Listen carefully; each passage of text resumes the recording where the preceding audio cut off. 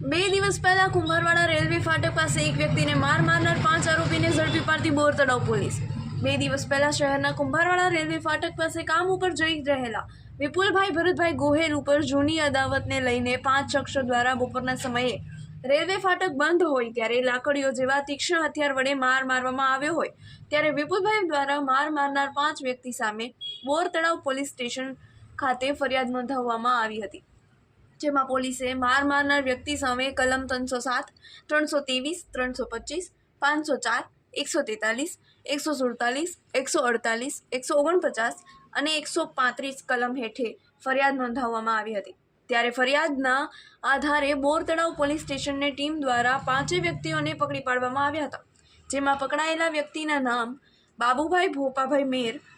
ગોપાલ જંબુરભાઈ પાડલિયા, વિશાલ ચુડાસમા, લાલજી ભડિયાદરા, વિપુલ ઉર્ફે ભાણો ખોડાને પકડીને તેમની સામે કાયદેસરની કાર્યવાહી હાથ ધરવામાં આવી હતી। જ્યારે પોલીસ દ્વારા મારામારીની ઘટના સ્થળે લઈ જઈને વિઝિટ કરવામાં આવી હતી કે આરોપી દ્વારા કઈ રીતના આ બનાવને અંજામ આપવામાં આવ્યો હતો।